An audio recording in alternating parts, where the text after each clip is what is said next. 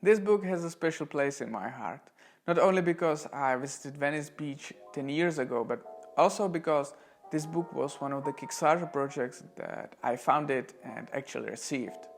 The Last Days of Bohemian Paradise is an interesting book with even more interesting story. So let's check it out.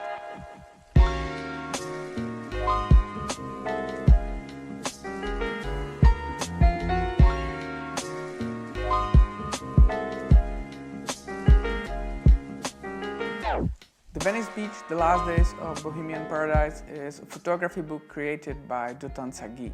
Saguy is award-winning Los Angeles-based documentary photographer born in Israel who lived in Paris.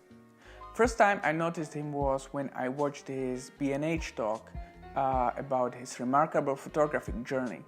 In 2015, Saguy decided to become a photographer and basically changed his career as he was working as a software engineer and started shooting street photography in his free time. After exploring street photography genre, he decided to get more into documentary photography and photojournalism. He did that by joining workshops and actually attended a class at Santa Monica College for Advanced Photojournalism. The Venice Beach project was something dear to him. Living only 20 minutes away from Venice, he was able to come there very often and spend a lot of time there. The project actually took him 3 years from start to finish. In another B&H talk called From Street Photography to a Successfully Published Book, he explains what led him to focus specifically on Venice Beach and his photographing process. He actually made a shot list for the project and kept coming back to the locations and events he wanted to photograph, which is actually very useful because when you keep coming to the same location over and over again, you will eventually understand how the light works there and how it can affect your composition. I think it is interesting for any street photographer to get inspired to work on a photo project.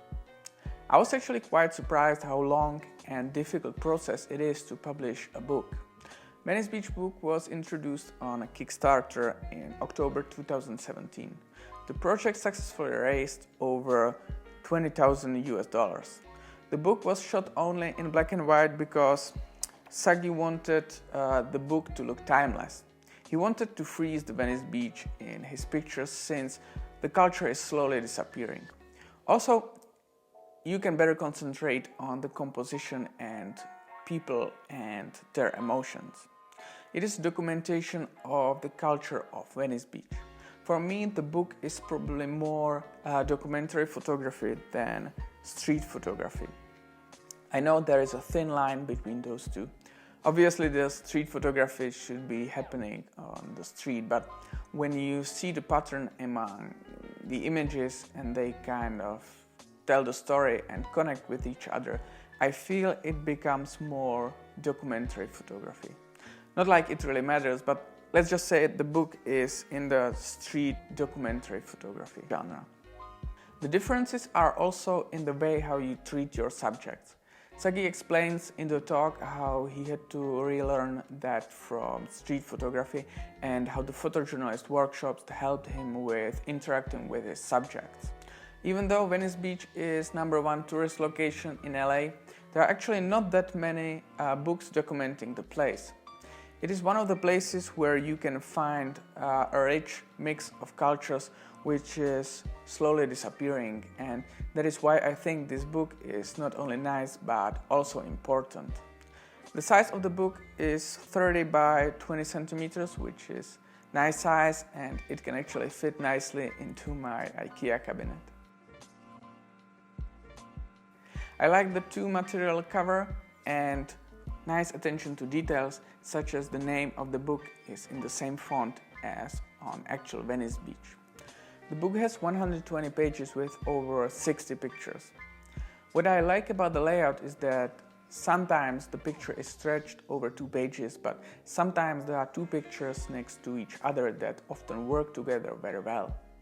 What I like about this book is the balance between sharing the stories behind the photographs and letting you enjoy them with its minimalist layout, which is not so easy thing to do.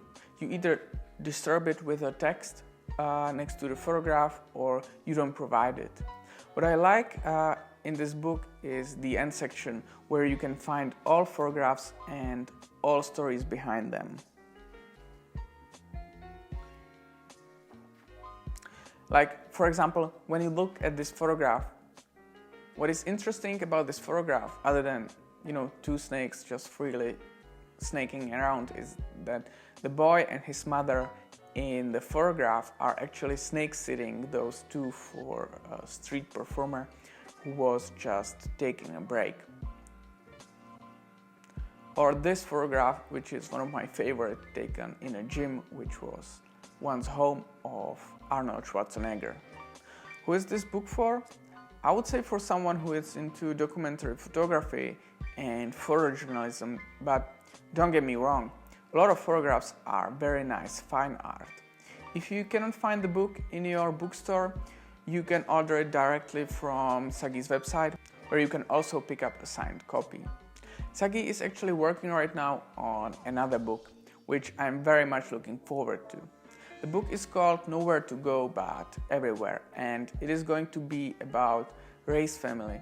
A family of 5 who lives in an old converted school bus parked in West Los Angeles.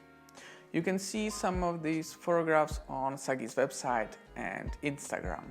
So my overall feel about the Venice Beach is that I think this book has a potential to become one of the classics in documentary and street photography genre. Not only because the environment is constantly changing and the book might be, after some time, a unique testimony of that, but also because Dotan Saguy is a very good photographer, and I think we will hear about him more in the world of photography. Thank you for watching.